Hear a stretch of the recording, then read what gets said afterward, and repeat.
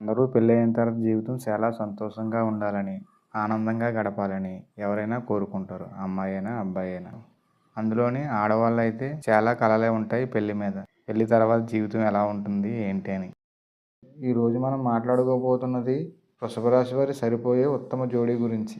ఎవరితో వృషభ రాశి వారు ఎక్కువగా సంతోషంగా జీవించగలరు, వీరు ఎవరితో కలిస్తే వారు సక్సెస్ అవుతారు. ఎవరి వరకు వీడియో చూడండి. మీరు లేదా మీ జీవిత భాగస్వామి వృషభ రాశి అయితే ఈ వీడియో మీకోసమే. ముందుగా వృషభ రాశి వారి వ్యక్తిత్వం ఒకసారి చూద్దాం.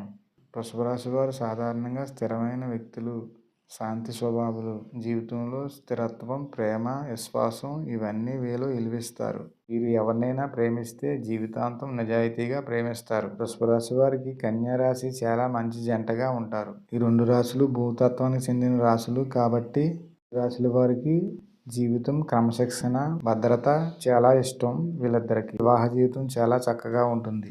వృషభ రాశి వారికి రెండవ రాశి మకర రాశి. వృషభ రాశి వాళ్ళని అర్థం చేసుకునే సామర్థ్యం మకర రాశి వాళ్ళలో ఎక్కువ ఉంటుంది. వీరి జీవితంలో విశ్వాసం, ఆర్థిక స్థిరత్వం ఎక్కువగా ఉంటుంది.